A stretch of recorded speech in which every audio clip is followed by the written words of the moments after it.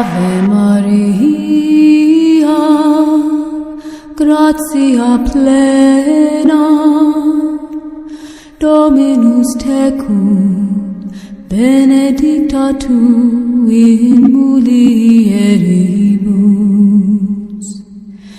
et benedictus fructus ventris tui, Iesus.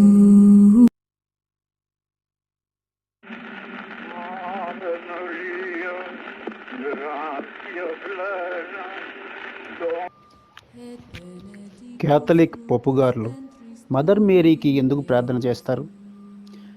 Mother Mary యేసుక్రీస్తు తల్లి అని క్రిస్టియన్స్ అందరూ అంగీకరిస్తారు. కానీ కొందరికి మాత్రమే ఆమె మీద ఎందుకు అంత భక్తి? ఎంతో విశ్వాసంతో పోపుగారే ఎందుకు ఆమెకు ప్రార్థిస్తారు? ఇటీవల పోప్ లియో 14 తన మొదటి బహిరంగ ప్రార్థనను ఓ హెయిల్ మేరీతో ముగించారు. ఆయన మదర్ ఆఫ్ గుడ్ కౌన్సిల్ ఆలయాన్ని సందర్శించారు. తర్వాత రోమ్లోని సెయింట్ మేరీ మేజర్ బసిలికాలో పోప్ ఫ్రాన్సిస్ సమాధి వద్ద ప్రార్థించారు. క్రిస్టియన్స్ మేరీని దేవుని కుమారుడైన యేసుక్రీస్తు తల్లి అని సంబోధిస్తారు. కానీ అంతకు మించి ఆమెకు ఎటువంటి ప్రాధాన్యత ఉండదు. క్యాథలిక్ మతం ప్రకారం ఆమెను దేవునిగా పూజించరు, కానీ దేవుని తల్లిగా ఆమెను గౌరవిస్తారు. మరియు మరియమాతగా ఆమెకి చర్చిలో ప్రత్యేక స్థానం ఉంటుంది. ఆమె మన ప్రార్థనలను దేవుని వరకు తీసుకెళ్లే మధ్యవర్తి అని భావిస్తారు. ప్రతి క్యాథలిక్ చర్చిలో ఆమె స్వరూపం ఉండటం చాలా సహజం. ప్రపంచవ్యాప్తంగా మేరీకి అనేక పేర్లు ఉన్నాయి. గ్వాడాలూప్ మాత, ఫాతిమా మాత, లూర్దు మాత, అపరేసిదా మాత అని ఆయా ప్రాంతాల పేర్ల మీద మరియమాత పుణ్యక్షేత్రాలు ప్రపంచవ్యాప్తంగా వెలిచాయి.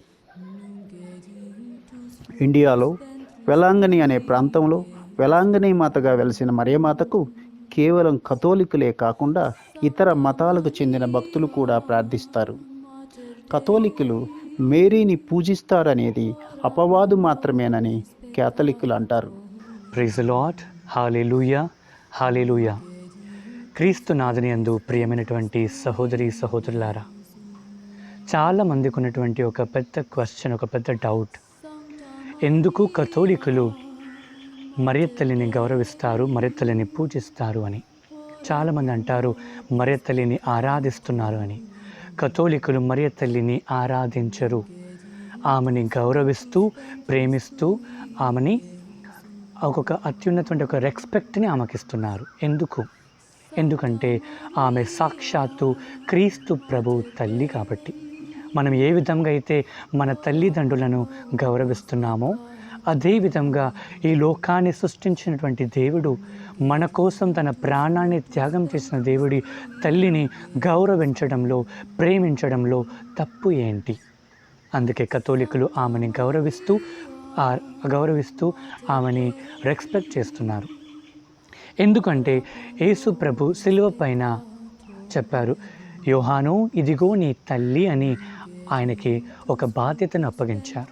అది యోహాను బాధ్యతనే కాదు, యేసు ప్రభు సిలువలో ఉంటూ ప్రపంచానందరికీ ఇదిగో మీ తల్లి అని ఆయన చూపిస్తున్నారు. కాబట్టి ప్రతి క్రైస్తవుడికి మరియ తల్లి లాంటిది కాదు, తల్లియే. అందుకే ఆమెని మేము గౌరవిస్తున్నాము. ఎందుకంటే ఆమె మా కొరకు మధ్యస్థ ప్రార్థన చేస్తుంది, మా కోసం ప్రార్థన చేస్తుంది. పరలోకంలో యేసు ప్రభు దగ్గర మోకాళ్ళ మీద నిలబడి మేము అడిగే ప్రతి అవసరాన్ని ఆ ప్రభువునకు మా పక్షాన ఆమె వేడుకుంటుంది. కాబట్టి ఆమెను మేము గౌరవిస్తున్నాము ప్రేమ మిత్రులారా. ఎందుకంటే ఆమె విశ్వాసం చాలా బలమైన విశ్వాసం. గాబ్రియేలు సన్మంస్కుడు వచ్చి చెప్పారు ఏమని, ఇదిగో నీవు సాక్షాత్తు ప్రభువుని మోయబోతున్నావు నీ గర్భంలో. అప్పుడు ఆమె చెప్పిన మాట, నేను ప్రభువు దాసురాలని, నీ మాట చెప్పినట్లు నాకు జరుగునుగాక అని ఆమె బలముగా ఆమె విశ్వాసాన్ని తెలియజేసింది. కాబట్టే ఆ విశ్వాసానికి మేము చూస్తూ, అమ్మ మా విశ్వాసాన్ని కూడా బలపరచమని మీలాగాని ఆ తల్లిని మేము వేడుకుంటున్నాము, ఆ తల్లికి మేము ప్రార్థిస్తున్నాము. ఆ తల్లి యేసు ప్రభు చనిపోయిన తర్వాత అపోస్తులందరూ చెల్లా చెదరమైపోతే మరియ తల్లి వాళ్ళందరినీ పిలిచి ఆ యొక్క పెంతెకోస్తు రోజు ఆ మరియ తల్లి కూడా ప్రత్యక్షమై ఉన్నారు. ఆ తల్లి రెక్కల క్రింద అపోస్తులందరూ సేదతీరారు. అందుకే ప్రతి క్రైస్తవుడు, ప్రతి కథోలిక క్రైస్తవుడు మరియ తల్లి రెక్కల క్రింద, ఆమె వస్త్రాల కింద భద్రంగా ఆ తల్లి కాపాడుతుందని మేము విశ్వసిస్తూ ఆ తల్లిని గౌరవిస్తున్నాము. మే నెలను క్యాథలిక్స్ మేరీ మాసంగా జరుపుకుంటారు. ఈ నెలలో గులాబీలతో మేరీమాత స్వరూపాన్ని అలంకరిస్తారు. మేరీని గౌరవించటం మన తల్లిని గౌరవించటంగానే భావిస్తారు. అందుకే మే మాసం అంతా మేరీమాతకు అంకితం. ఆ తల్లి గౌరవానికి, ప్రేమకు ఈ నెల అంతా ప్రార్థనలు చేయటం, జపమాల జపించడం చేస్తారు కథోలికులు. మదర్ మేరీ మొదటి నుండి యేసుక్రీస్తు యొక్క రక్షణ ప్రణాళికలో మౌన సాక్షి మరియు దేవుని ప్రణాళిక అర్థం చేసుకున్న ఏకైక వ్యక్తి. ప్రజల కష్ట సమయాలలో యేసుక్రీస్తుకు విన్నపాలు చేసిన అమ్మగా ఆమెకు పేరు. అందుకే మదర్ మేరీని కష్టాల్లో ఉన్నవారు, ఇంకా యుద్ధ సమయాలలో, వ్యాధులు, తుఫానులు, కరువు సమయాలలో ఆమెను వేడుకుంటే అద్భుతం జరుగుతుందని భావిస్తారు ఆమె భక్తులు. మరియమాత తన కుమారుడైన యేసుక్రీస్తుకు ప్రజలను వ్యాధి బాధలలో ఆదుకోమని నిరంతరం విన్నవిస్తుందని కథోలికుల నమ్మకం. మరి పోపు గారులు ఆమెకు ఎందుకు ప్రార్థిస్తారు? ఆమె దేవుని తల్లి, ఆమె ప్రేమకు ప్రతిరూపం, మన మనస్సులోని బాధను వినగల తల్లి. అందుకే పోపు నుంచి సామాన్యుల వరకు ఆమెను తల్లిలా వేడుకుంటారు. ఆమెను ప్రార్థించండి, ఆమె ప్రేమను అనుభవించండి.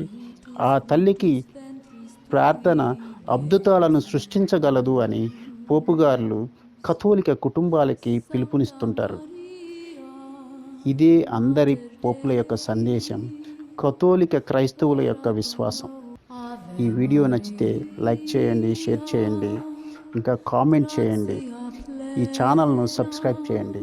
Thank you and God bless you.